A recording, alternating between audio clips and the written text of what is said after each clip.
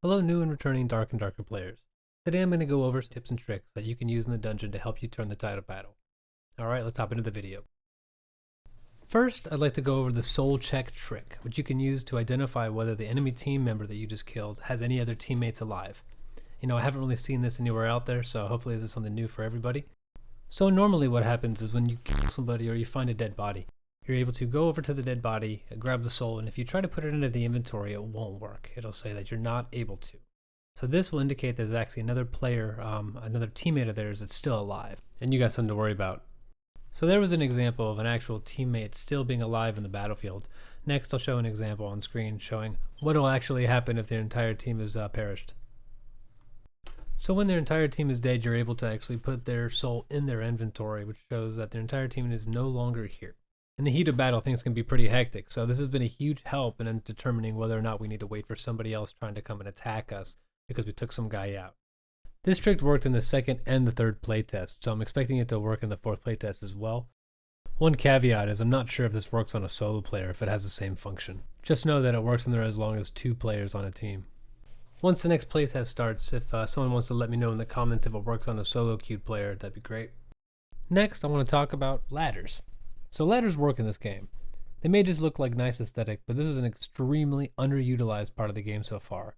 They're great for hiding, ambushing, you can recharge your health or your spells discreetly. Ladders give you access to dark and hidden areas of the map that most people don't realize, like the top of the library. One thing that Iron Mace did that I really like is during the High Roller games, they have the areas like the library actually lit up so players can't lurk in the shadows. So props to the team for making it more even-handed. So speaking of shadows, that's the next topic I want to touch on, is the lights and turning them off in Dark and Darker. So in terms of battle, what you want to do is turn off the lights whenever you're about to interact with other players. You can't hit what you can't see, and it's a huge game changer in terms of battle strategy. And as you can see in the example above, you can see this rogue and all of a sudden turns off the light. It just makes it a lot more difficult for us to be able to get the hit, and he's able to get out of there and get away into a better spot. Luckily, I was able to land a few shots with these fireballs, and it didn't really matter in the end, but, that made a huge difference in this fight, and it could have actually turned the tables on their favor, but we got him. So if you're going to be turning off lights, it helps to know the lay of the land. Learn the maps. Knowledge is power, as they say. You'll learn your favorite treasure rooms, like the library or the pyramid room here, and we'll know where, maybe where the wraith is located, or you can find out where the maze is, so you know to stay the hell away. I always die there. Learning the map will help you know where the good and the bad is located, and will help you in your mission of getting out of the dungeon with all of your loot. It'll also teach you where important resources are, like a res table, like the one pictured here. Certain rooms have better or more amounts of loot compared to others, and you'll learn your favorite spots, which will help you gauge where your enemies are. And, knowing is half the battle, as they say. So while you're exploring and roaming through the maps, it's good to also learn the attack paths and patterns of the PVE monsters that roam there. Look for spots on rooms to gain the upper hand, whether that's high ground or finding cover from, say, a skeleton archer, and learn how they attack. Learning their attack patterns will help you be able to fight mobs of them and not just one-on-one situations.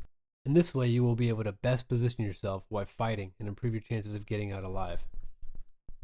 Next, I want to talk about a very underutilized part of this game, that is the throwing weapons, whether it's a throwing knife or a throwing axe.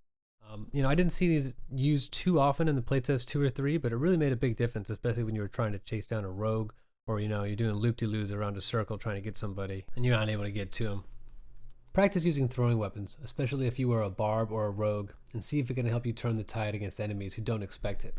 There is definitely a right place and time to use them effectively, so consider keeping these at the ready in your quick inventory.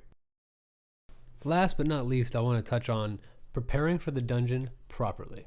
Going into the dungeon by yourself is one thing, but going into the dungeon by yourself unprepared is not the way to do it.